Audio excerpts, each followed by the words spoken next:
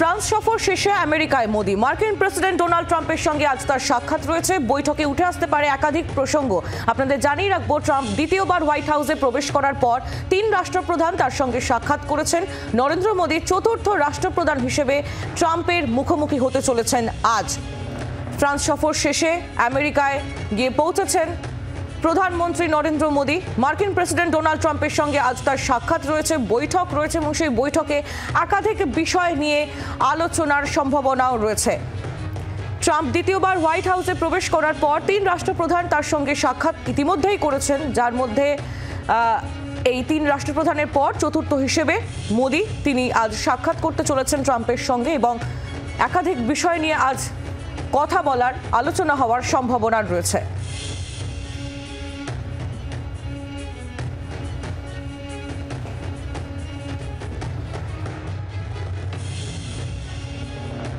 We are here, Indian American diaspora. All the people are here to welcome the Prime Minister Modi. We are so excited. The US give the highest priority to our Prime Minister is coming here for the all 1.4 billion population on behalf of him. We are from Fairfax, Virginia, and we are here to welcome Modi ji, and we are all excited to welcome him. I am from Washington DC. We all are here on behalf of Indian diaspora to receive our beloved Prime Minister Narendra Modi ji. We are happy to welcome our beloved Indian Prime Minister Mr. Narendra Modi ji, and we are very happy to hear.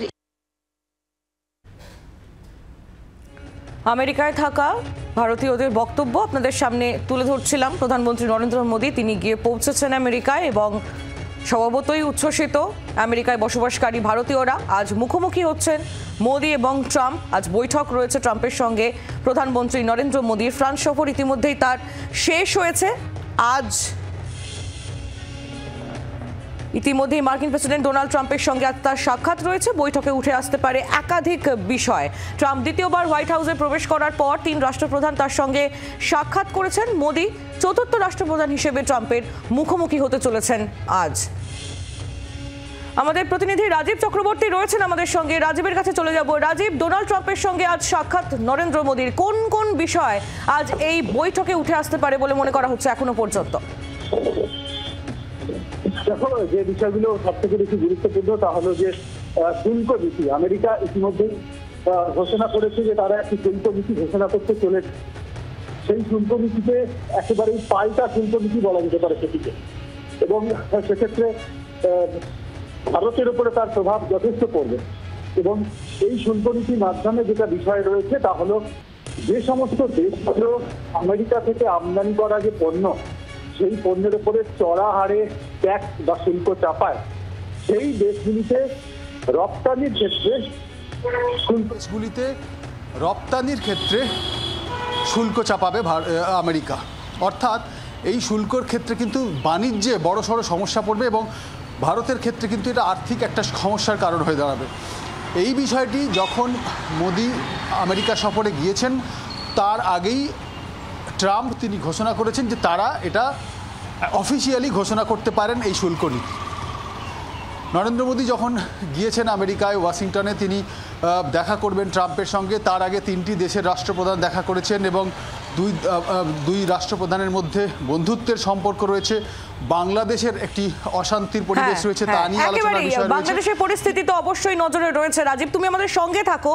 যে খবর আপনাদের জানাচ্ছি, France সফর শেষে আমেরিকায় গিয়ে পৌঁছেছেন প্রধানমন্ত্রী নরেন্দ্র মোদি। মার্কিন প্রেসিডেন্ট ডোনাল্ড ট্রাম্পের সঙ্গে আজ তার সাক্ষাৎ রয়েছে, বৈঠক রয়েছে এবং সেই বৈঠকে উঠে আসতে পারে একাধিক প্রসঙ্গ, যার মধ্যে অত্যন্ত উল্লেখযোগ্য এই বাংলাদেশ প্রসঙ্গ নিয়ে উঠে আসতে পারে আজ এই বৈঠকে এবং সে নিয়েও একাধিক বিষয় আলোচনা হওয়ার সম্ভাবনা রয়েছে।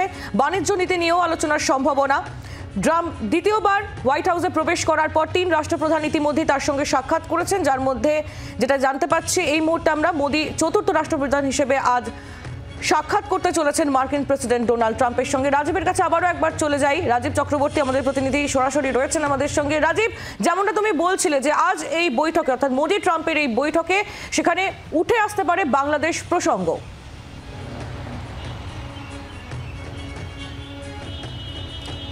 দেখো একদমই, কারণ বাংলাদেশের যে পরিস্থিতি চলছে তাতে ভারত বিদ্বেষ সেখানে মাথাচাড়া দিয়েছে এবং ভারতের সম্পর্কে সেখানে একেবারে এমন একটি পরিস্থিতি তৈরি করা হয়েছে যে সেখানে সাধারণ মানুষ তারা ভারত সম্পর্কে ধারণা অন্যরকম করছে, শত্রু হিসেবে তারা ভাবছে ভারতকে, যেখানে কিনা ভারত একেবারেই বাংলাদেশকে বন্ধু দেশ হিসেবে মনে করে এবং সব রকমভাবে সহযোগিতা ভারত চিরকাল করে এসেছে বাংলাদেশকে।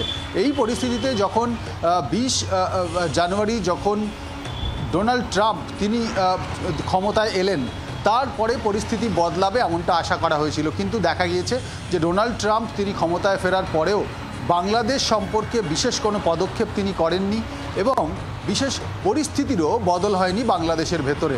এই আবহে প্রধানমন্ত্রী নরেন্দ্র মোদী এবং মার্কিন প্রেসিডেন্ট ডোনাল্ড ট্রাম্পের বৈঠক এবং সেক্ষেত্রে বাংলাদেশ বিষয়টা উঠে আসে যদি, সেক্ষেত্রে অত্যন্ত গুরুত্বপূর্ণ। তার কারণ বাংলাদেশকে এই মুহূর্তে সবথেকে কড়া বার্তা যদি কেউ দিতে পারে, বা যদি বাংলাদেশের যে বারবারন্ত কোট আনকোট সেখানে ঘটছে, যেখানে কিনা সংখ্যালঘুদের উপর নির্যাতন হচ্ছে, আইনের শাসন ভেঙে পড়েছে, যেখানে ধর্মীয় স্থান গুঁড়িয়ে দেওয়া হচ্ছে, যেখানে ভারতের নামে স্লোগান দেওয়া হচ্ছে, যেখানে বলছে ভারতের শহর ভারতের রাজ্য তারা দখল করে নেবে, এই পরিস্থিতিতে ডোনাল্ড ট্রাম্প দেশের পৃথিবীর সবথেকে শক্তিশালী দেশ, সেই দেশের রাষ্ট্রপ্রধান, তার কি অবস্থান সেটি স্পষ্ট হওয়া অত্যন্ত জরুরি।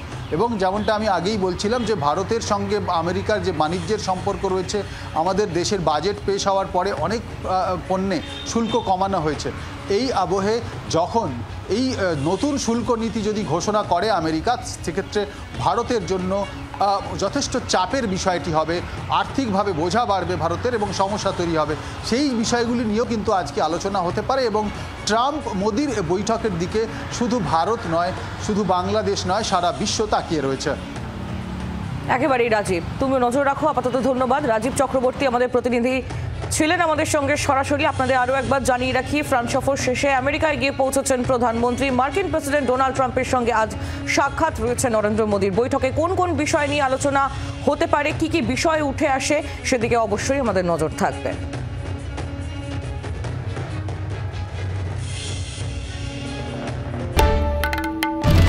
বাংলার আওয়াজ, বাঙালির আবেগ, জি 24 ঘন্টা।